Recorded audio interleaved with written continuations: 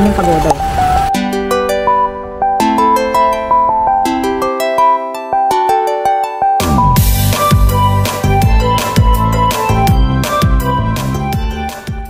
Good morning! It's our day 4 and last full day natin dito sa Kaohsiung. Hindi na ako nakapag-outro kagabi kasi sobrang grabeng wait. Pagod ako. Sa mga 11:30 pa lang tulog na ako. Tapos nagising ako ng 6. And nakalimutan ko pang i-charge yung phone ko. Yung DJI packet yung na-charge ko. So ngayon, hinintay ko lang na ma-charge. Kasi by 7 dapat nakaalis na ako dito. Hindi ko pa nire-review yung itinerary ko for today kung paano yung magiging ruta niya. Pero pupunta tayo ng Lotus Pond. Inagahan ko lang dapat by 7 nagta-travel na tayo. Kasi para mas marami tayong mapuntahan. Ayan. And then, dinala ko lang yung nagbitbit ako ng plastic bag, tapos dinala ko lang doon yung water ko kasi minsan inuuhaw ako sa daan. Tapos, ayun, yun na yung pupuntahan natin. Lotus Pond, Tiger. Kumakadaan tayo ng museum. Tatry natin yung daanan. And, ano pa ba? Kagabi may nakita ko sa inyo just nung nasa Love River ako, nakita ko yung way papuntang National Museum. And isingit pa natin kung by afternoon kaya natin makapunta sa Sijin Island. Sige, ay Sijin Island. Ayun, basta. So, yun yung magiging takbo ng araw natin ngayon. And gonna go ahead.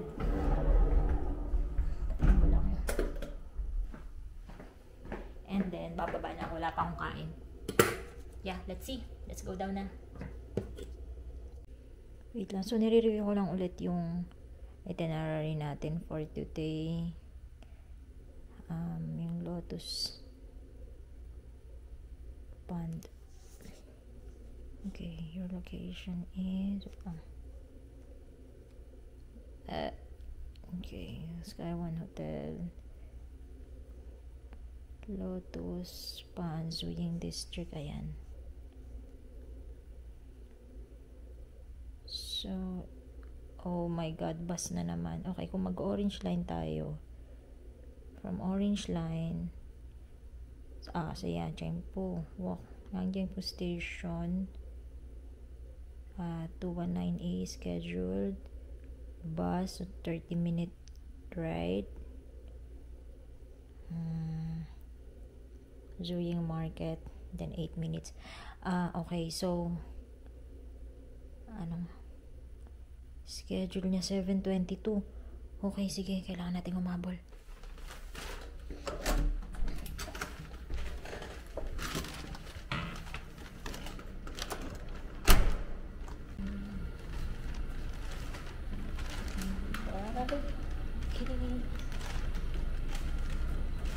So, may bus na aalis ng 7:22 tapos 7:35. So, I guess every 15 minutes yung dating ng bus. Pero maglo-load lang tayo ng easy card para dire-diretso na tayo.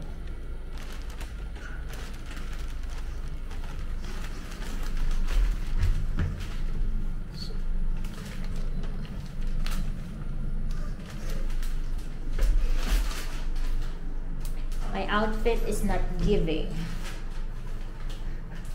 Parang mali yung color coordination ko. Tapos may lipstick pa ako. Ba yan, girl?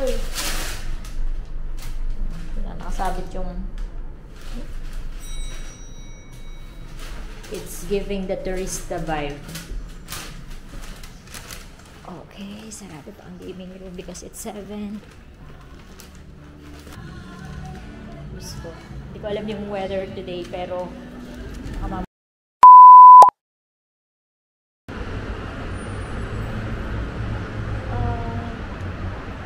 hindi, kaya yan, ilaban natin yan. Ayaw ko magdala ng jacket. So, yung station na pupuntahan natin ngayon is yung Sijin Station. Pupunta tayo dito kahapon di ba? Mga 3 minutong lakad lang. And then, ayun na. May coffee, parang Hindi pa naman ako masyadong gutom. So, it's fine. Gusto ko lang, bibili lang ako ng onigiri. Ano, parang hindi ko kakayanin yung ano. I think kailangan kong bumalik. Malamig siya. Hindi ko alam kung anong weather.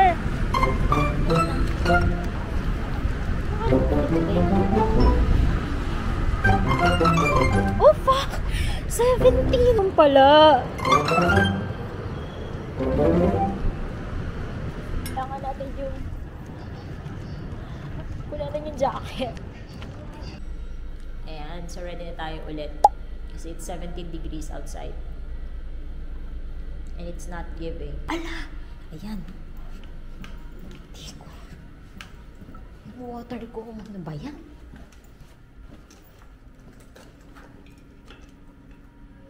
Ano ba?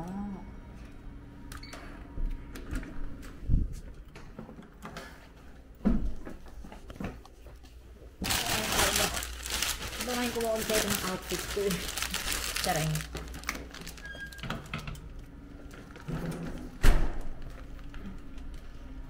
Baka malaglag yung key access ko. Wait! Wait! Oh my god. Okay, so there's another.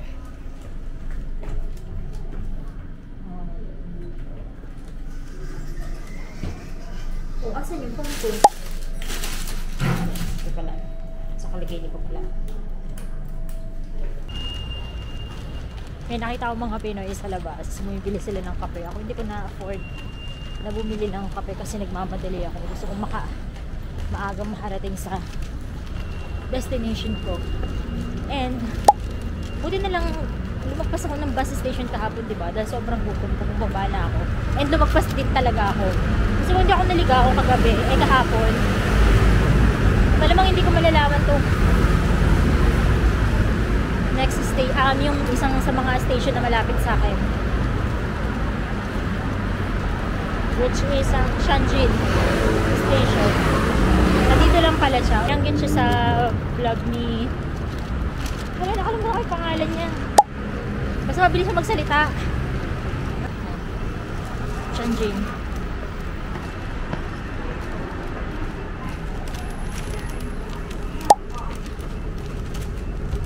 Pero may napakalalim na ano.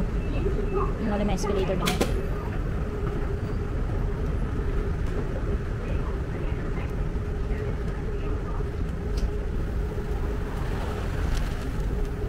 Sana ba dito may Family Mart or 7-Eleven para mabili ako ng onigiri and makapag-ilog ako ng easy card. Okay, maximum limit. Insert money daw. Oh my god, na-cancel. Top up. Top up inquiry. Cash top up. Insert money and press top up button. Top up. Processing. Do not remove card. Please take your card. No. Okay.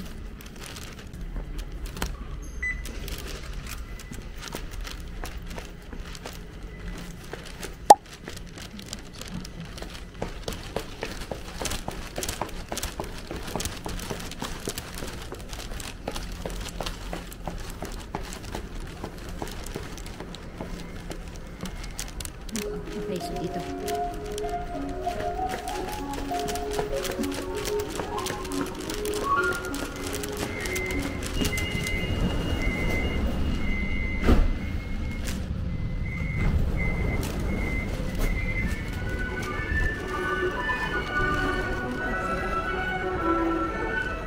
So, hindi pala dalawang station.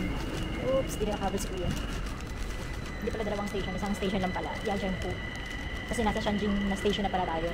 Kaya sabi ko kanina dalawang station kasi mula sa Formosa Boulevard, pangalawang station to eh, yung Yangjiangpu. Kung dito pala ako sumakay, nag-orange line pala ako kahapon, pumunta ako ng Pier 2. Mas malapit lang din pala, no? Isang station lang. At least, mas mura pa. Hindi, price lang naman sila ng pamasahe. So, exit ako, via 2. Kaohsiung Museum of History, Love River. Dito na tayo. Kaohsiung Museum. Pero medyo, since malapit naman siya, pupuntahan ko na lang yan, siguro later. Pagpa-uwi na. 157, so 20 NTB.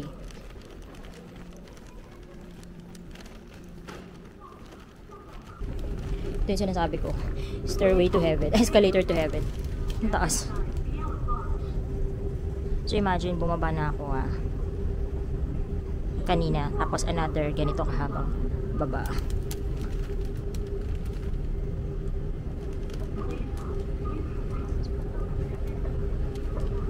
So may nabasa akong post sa isa sa mga trend post about kung paano siya sampahin doon ng kahirapan kapag magta-travel siya because of the transportation. Well, I think I would agree dun sa sinabi niya ate kasi totoo naman, alam mo yung nafe-feel ko kapag nasa wait lang, may isa na namang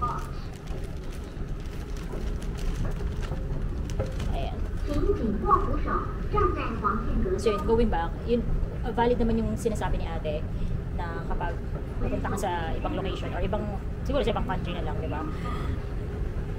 It feels sad kasi kahit gaano mo kamahal yung Pilipinas pero di ba? Kasi tapos nabasa ko pa magtataas yung MRT fare ng 55 pesos which I think sana mas dinagdagan nga naman yung mga train para every 2 to 3 minutes may dumadating kahit magsiksikan man. At least mabilis yung pagdating ng train.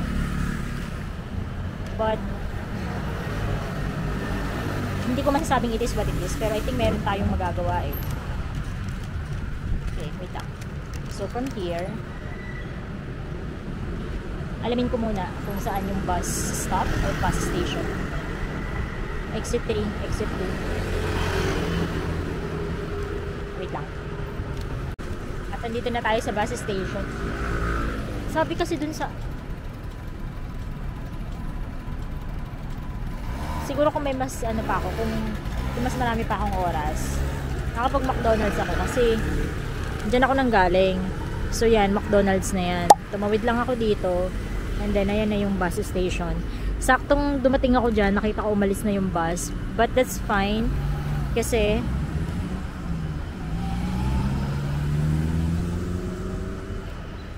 yan, kasi every 20 minutes naman yung alis ng bus. So bumili muna ako ng onigiri and kakain muna ako dito sa upuan. Ang lamig! 18 degrees ngayon! Ang saya!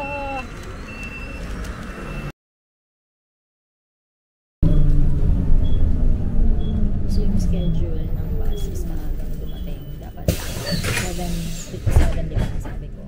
Pero dumating ng 7:44. Nag-antay lang ako ng 3 minutes and then ayun.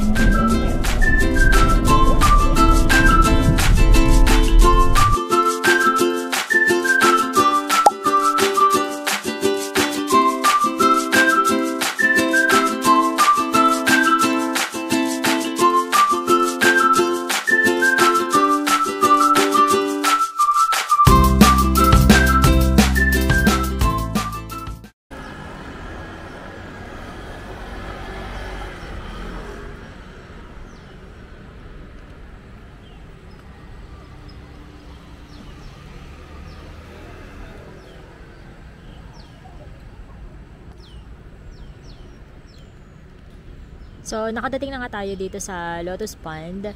Yan, kung saan ako bumaba, dyan sa yung bus stop na yan. Lakarin mo lang papunta dito. Siguro mga 5 minutes, kaya na. Or kung mabilis ka maglakad, 3 minutes. And then, nakita ko na siya.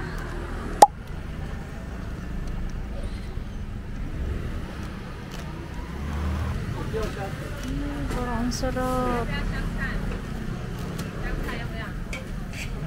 香菜要，不好意思。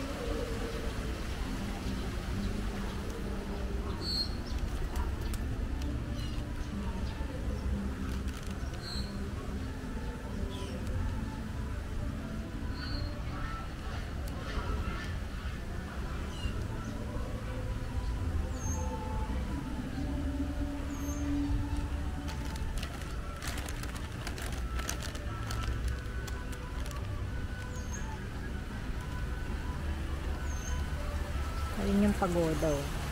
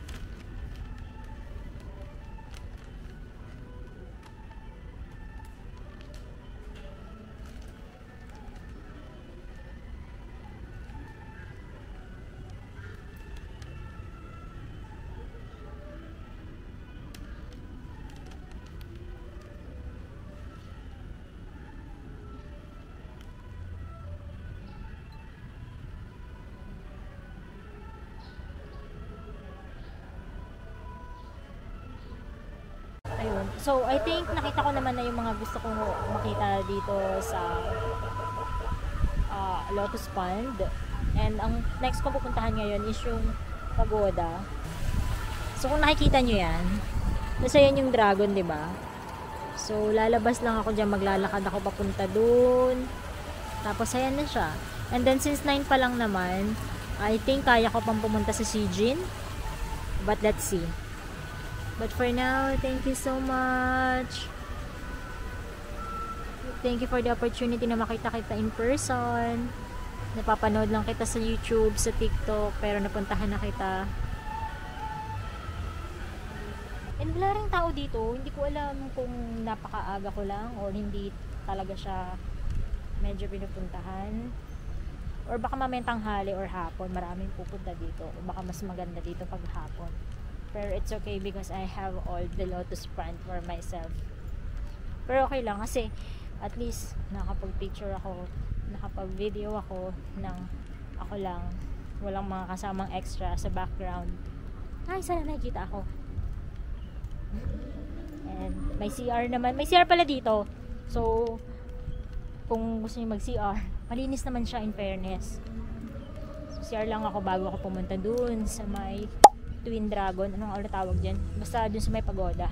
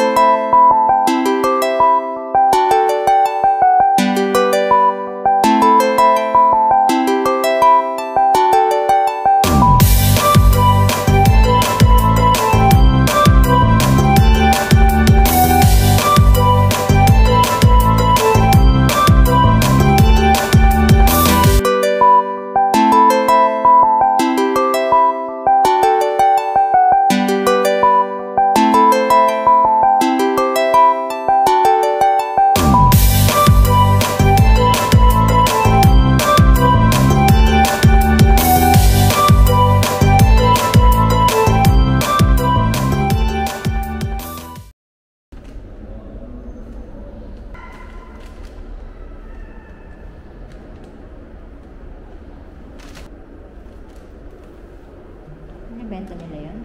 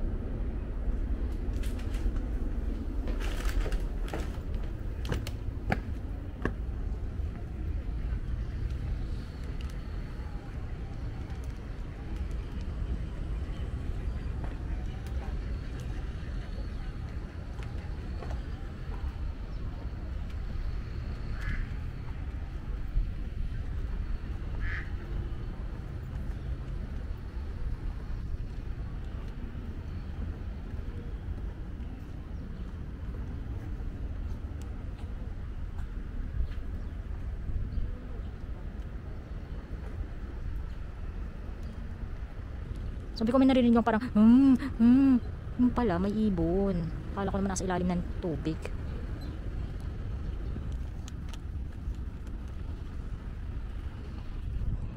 Okay, may apam. Kilig. Ikaw na ba si Mr. Right? Eme.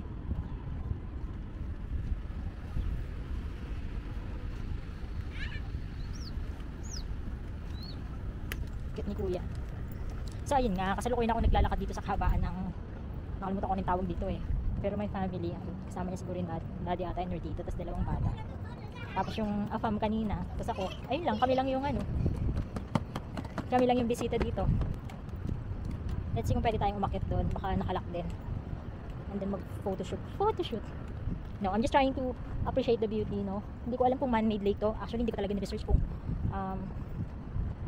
pond na ginawa, man-made pond or talagang natural siyang andito na.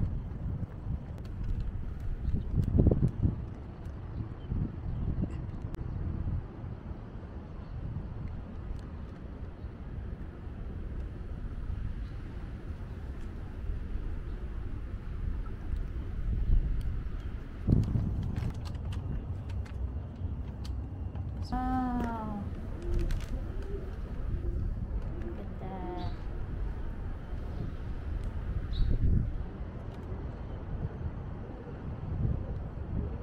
Yan yung nilakad natin. So, doon tayo galing kanina. Yan, diba? Pinuntahan natin yan. Nilakad natin yan. Tapos, naglakad lang tayo. Ang maganda kasi may daanan dyan talaga. May walkway talaga. Pwedeng magbike, pwedeng tumambay. May mga upuan din. Tapos malilim. Tapos ang lamig pa ng hangin. Ang sarap. Kulang na lang jowa. Eme! Tapos yun naman yung pupuntahan natin mamaya.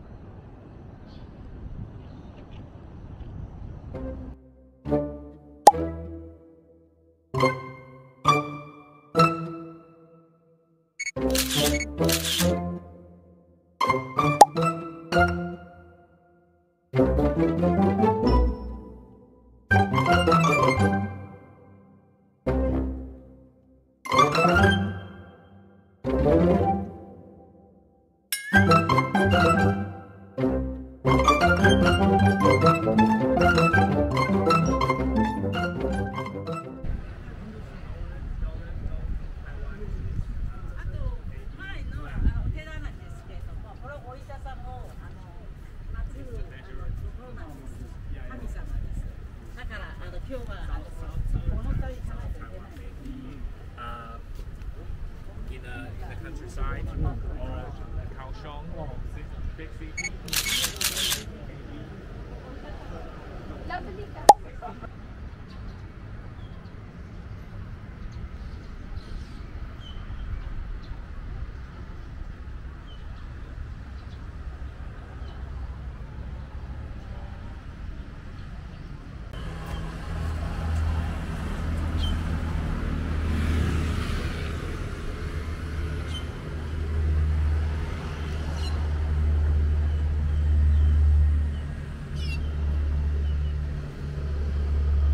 Ganda niya, ang laki.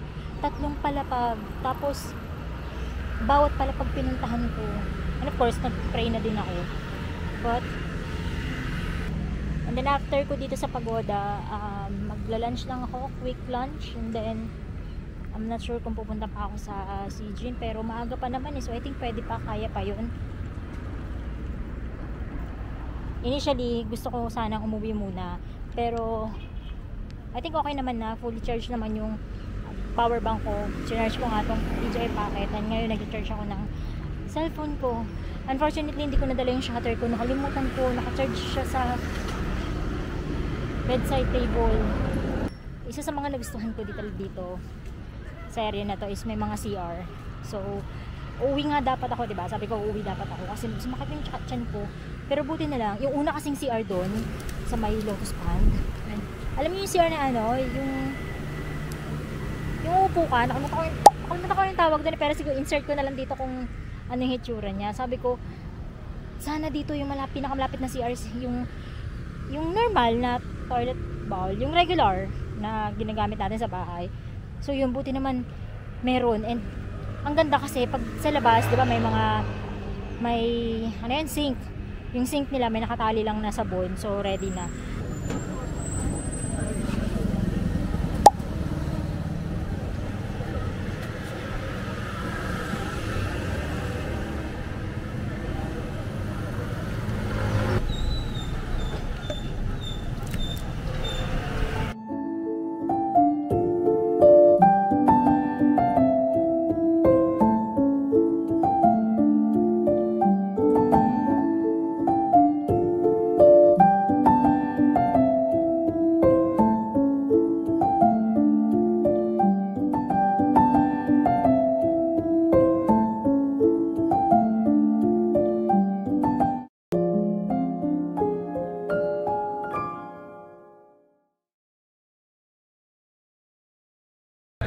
So, nakating ako dito sa may Kaohsiung Port. Ano ba kung Kaohsiung Port ba to? O baka mali talaga ako ng port? Kasi itong Kaohsiung Warehouse, merong Kaohsiung Harbor Fleet sa tapat ko. So, hindi ko alam kung yan yung ferry na yung may bayad na 15 NTD. Tapos, parang ilang minutes kayong mag-roam.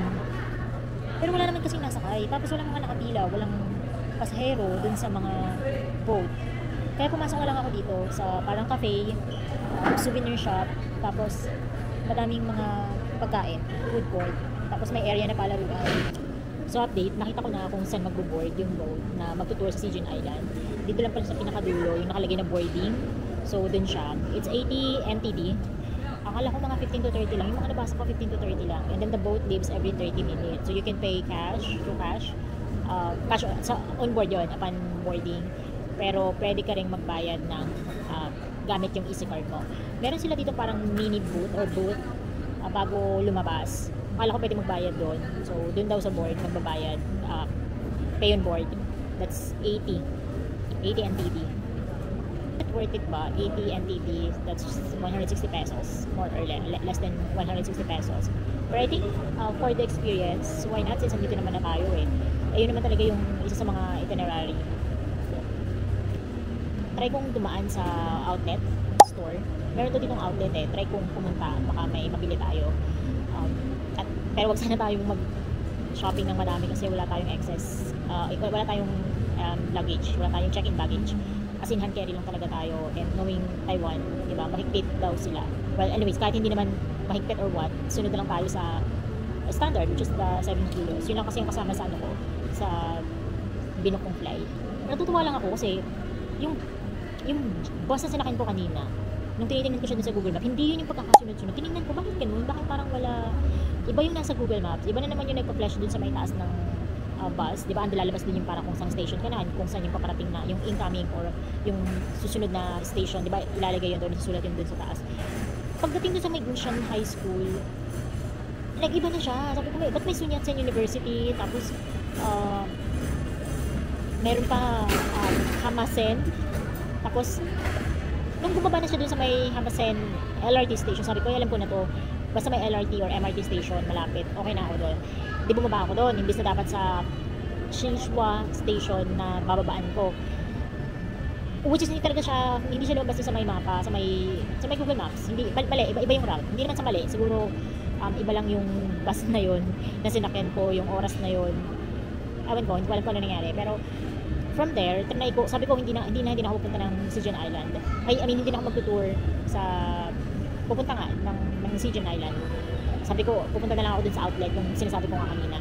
Tapos, nagtry akong mag-Google. Itry ko siyang i-search sa map from Hamasen LRT Station going to Sigeon Island.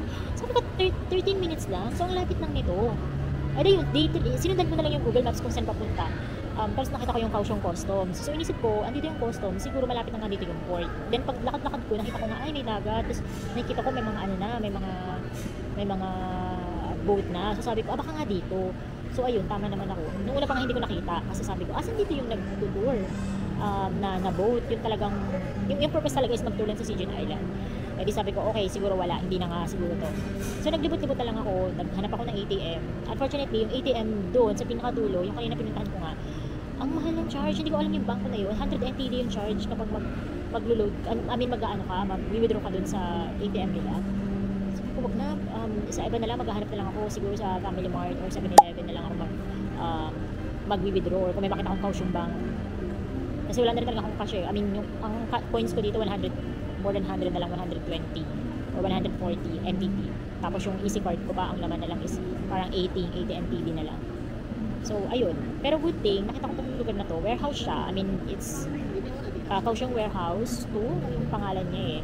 Hindi siyang warehouse na yung typical na warehouse na may mga cargoes and all.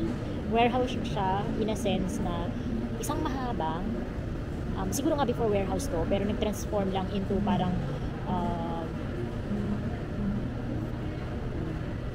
basta nagkaroon ng mga maraming stores, maraming may cosmed nga dito, tapos may mga nagbebenta ng pastry, tapos mga cafe, and then restaurants, meron din sila dito, tapos yung mga souvenir shops, tapos yung mga nadaanan din dito, may mga may mga Adidas, Nike, madami din mga branded na binibenta sila. So yun, isang mahaba siya. Hanggang sa nakarating na ako dun sa boarding area. Kanina may kita nyo, di ba? May breastfeeding area, tapos merong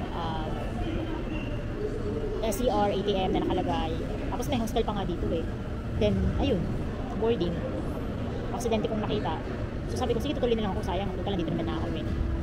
So let's see kapag nasa boat na tayo, kung ano experience, and hanggang ilang minuto siya. I think 30 minutes eh, kasi sabi ni ate, the boat leaves every 30 minutes. So siguro mga 15-20 minutes yung tour.